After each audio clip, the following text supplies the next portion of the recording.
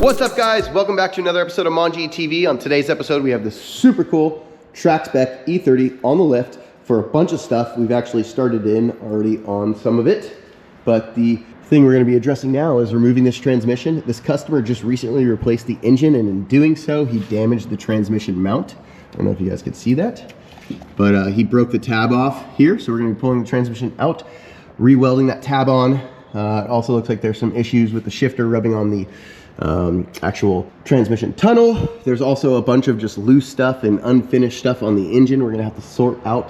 The customer is also asking for us to just do a full nut and bolt of the chassis and give the thing a good once over, because he does plan to track this car. We'll bring it down and show you here in a bit. It's fully caged. It's a full track spec E30. It's really cool actually, and it drives quite nice for what it is. It's got some nice suspension and some nice components like sway bars and end links and whatnot on it. But anyways, let's get to it. Let's get this transmission out.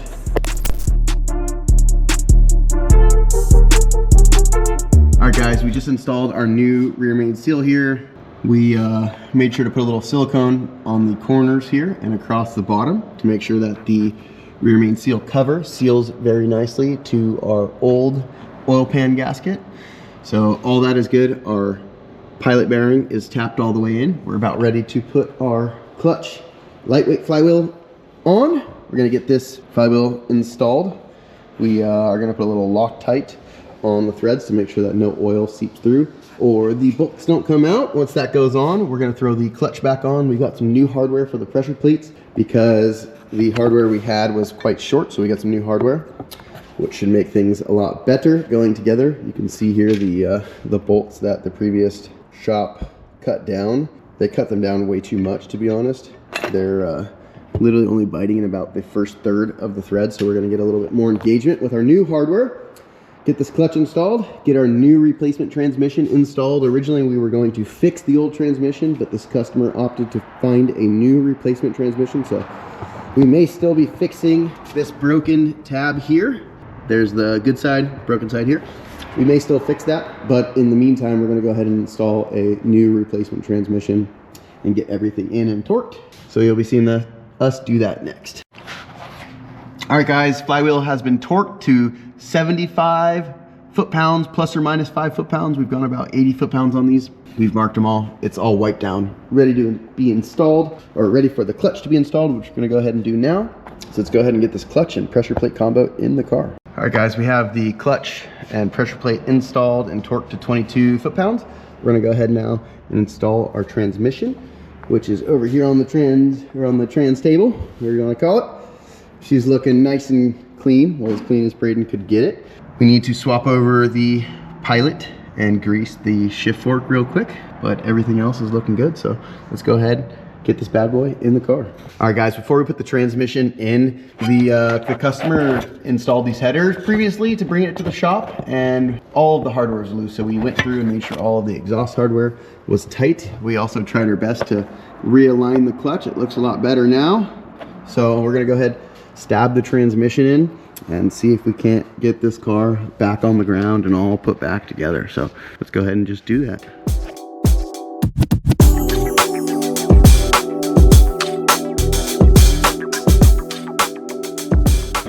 All right, guys, we just finished the install of the transmission. We've gone ahead and got our center support bearing torqued to 13 foot-pounds. We also got this cross member here, or brace, in torqued to 13 foot-pounds. Same with the transmission mounts to the chassis, I believe, are 13 foot-pounds. And then we have our drive shaft guibo torqued to 55 foot-pounds. All of the bell housing bolts are in and nice and tight. We've snugged down this slave cylinder as well. We still have some more work to do and whatnot, but that's the gist of where we're at now. We're gonna go ahead, move back onto the engine side. We have all the timing stuff to do: front main seal, water pump, cam seals. Like I mentioned before, we went through a lot of this stuff, checked the oil filter housing. We're actually gonna be replacing this guy here, at least the crush washer, and making sure that that oil pressure sensor stuff isn't leaking. We're gonna go through the motor mounts, make sure it's tight, subframe, steering, all that stuff, because the previous shop that did a lot of this work kind of didn't do a good job. And so we're going through making sure all is good, but we're gonna go ahead, bring it down here in a second. Last thing to do actually, which I forgot to mention, is the starter, which is super hard to see, but you can see the bolts are loose there. We're gonna go ahead and tighten those and then move on to the engine stuff. So waiting on a CAE shifter currently, which we'll be putting in later in this video. And yeah, let's get to it. All right guys, so this thing has snowballed just like many of the other projects. We were doing the timing chains and front seals and ended up busting the oil pan gasket. So we're gonna go ahead and pull the subframe down and do the oil pan itself. Give the motor a nice cleaning.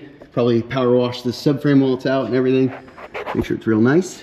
But I'm gonna leave Braden to it. He's gonna pop the sway bar end links. He's gonna pop the outer control arm here and the misalignment monoballs here at the back. Those two hardware, 16 millimeters or 18 millimeter hardware here. Steering shaft from the actual rack and pinion. And that's about it. And this whole subframe will come out of the way. Obviously the motor mount hardware also has to come out up there. And we may do some finish welding on these too because they did a terrible job. Get this oil pan off, get all that gasket and seam sealer cleaned, get the baffle plate that goes in between off and cleaned, and then put it back together with new gaskets and make sure this thing is leak free. So let's get to it.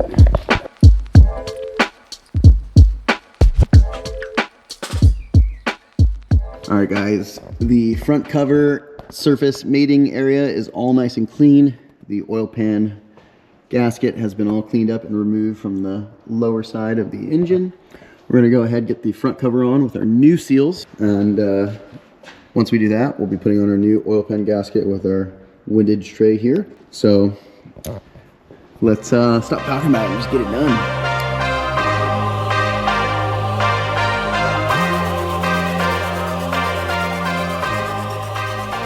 All right guys, we have the new gasket on with silicone between both layers. You can see here. We're gonna go ahead, put the oil pump on and that plate. But that plate goes on first, so we'll go ahead and put that on, and then he'll put the pump on, and then we will go ahead and put the oil pan on. So let's get to it. Don't know if I can get you guys a good look at this, but I will try my best to give you guys some view of this process.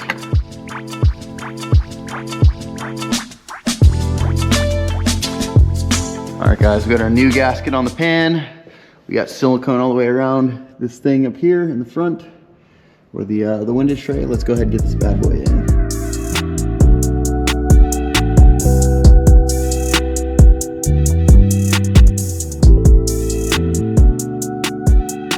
Oil pan is on, front main cover is on, everything's been torqued. The front cover small bolts are 10 Newton meters. The big ones are 16 foot-pounds. These oil pan bolts are also 10 Newton meters.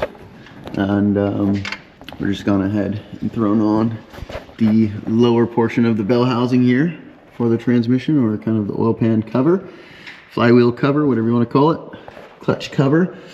We're gonna go ahead and I think we need to check some of these bolts, so we'll run through the whole car and just give everything a good once over. The stuff that's been marked is for sure good. All this other stuff that hasn't been marked probably needs to be checked again.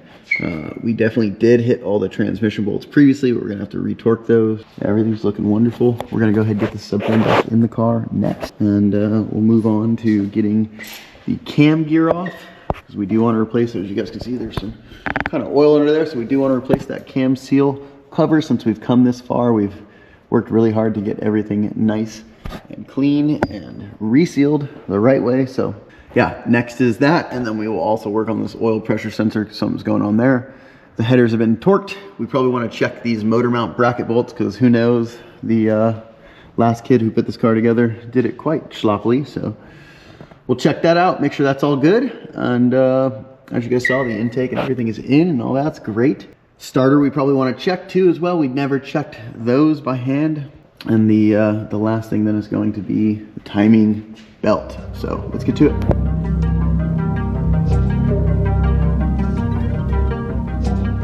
All right guys, everything has been marked. Literally every suspension component, tie rod, ball joints, you name it. We've gone through this thing. Stuff we didn't even touch. Torqued things, made sure everything was super tight and right. I'm a big stickler for everything being torqued, and we found so much hardware on this thing that was loose. So all good in the hood. We got our cross members torqued, transmission, you name it. So we're gonna go ahead and bring this thing down, finish up the leak here on this cam gear, and put the timing belt in and whatnot. And so motor mounts, everything's in and tight. Let's go ahead and bring this thing down and finish her up.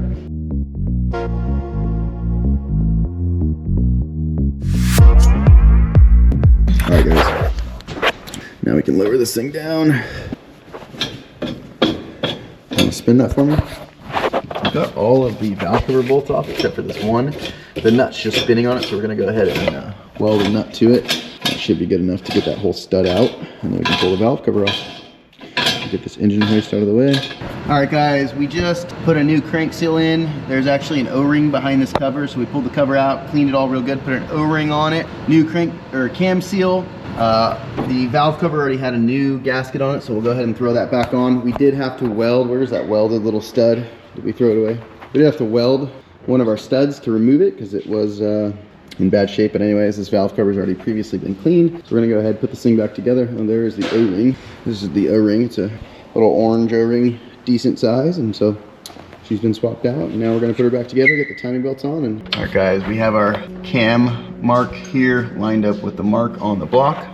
We're gonna go ahead and put our crank pulley on and line up our balancing shaft and our crank pulley, and then we're gonna slip our timing belt on and get this thing all together.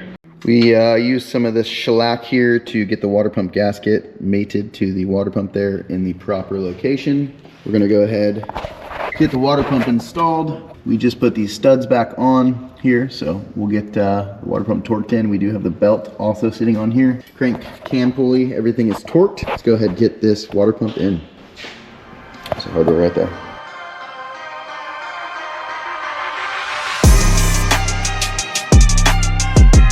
All right, guys, the timing belt is on. We're about to loosen the tensioner so that it can snap into place.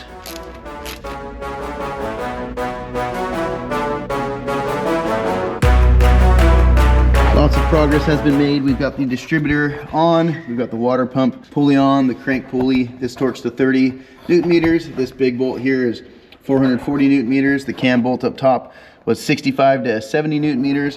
These guys right here are 10 Newton meters. Cover bolts are 10 on the small and 16 on these larger 13s. Everything's been torqued and tightened. We're ready to go ahead, put some coolant in this thing. We're finishing up these coolant hoses. Gonna get the radiator in and some oil in her. We do gotta find some bolts for the valve cover, for those studs we're missing. And she's almost there, ready to fire this thing up soon. All right, guys, everything is literally almost done. It's got coolant in it, it's got oil. We've run it, the shifter's installed. Last thing we found was a little fuel leak. We're gonna be replacing some fuel line, new fuel filter. So we'll get that on here, and it's like hopefully the last thing with this car, at least for now. We do need to put the exhaust on. We did decide to put the exhaust back on, but all right, guys, new fuel filter is in. As you guys just heard, she's running. There's no more fuel leaks currently, so that is good. We've fixed, hopefully, the fuel leak for good. Last thing to do is put this exhaust on, plug in the O2 sensor. That CAE shifter's looking beautiful, and take this thing for its maiden voyage. Man, it's been quite a journey to get here, but I think it was well worth it. And I think this car is gonna have a long life now that we've taken care of all these little issues.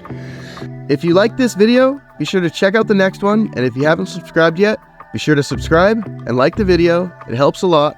Thanks, and see you in the next one.